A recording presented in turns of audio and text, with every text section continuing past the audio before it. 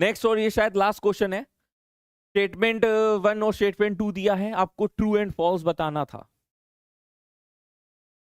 मैं fluorine has the maximum negative electron gain enthalpy in its group, answer है false. Reason, हम लोग सोचते थे कि ऐसा होना चाहिए, हम सोचते थे, लेकिन केमिस्ट्री और स्पेशली इनऑर्गेनिक केमिस्ट्री क्या कहती है, जरूरी नहीं कि जो तुम सोचो वही होगा।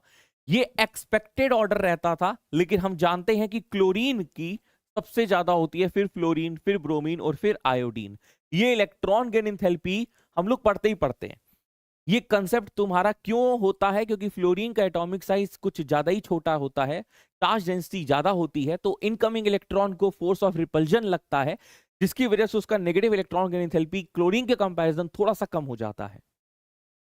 अगर मैं बात करूं oxygen has a least electron gain enthalpy in its group, तो ये बात सच है।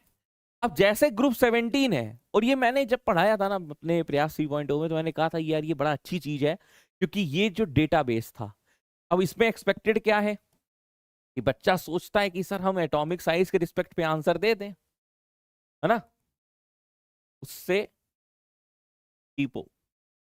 लेकिन एक्चुअल में ये रहता था कि सल्फर, फिर एसई, फिर टीई, फिर ऑक्सीजन। फिर यहां पर बच्चे सवाल भी पूछते हैं कि सर यहां पर जब फ्लोरीन बिठाया तो आपने सेकंड स्थान पे बिठाया, लेकिन यहां पर जब ऑक्सीजन बिठाया तो आपने लास्ट में क्यों बिठाया।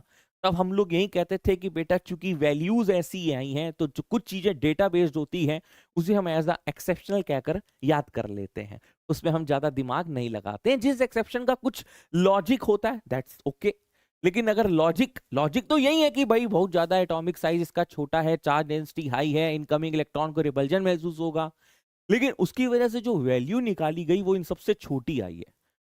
तो ये बात ट्रू है, false true, false true, answer B. क्या बोलते हो बेटा, सबका यही था आंसर?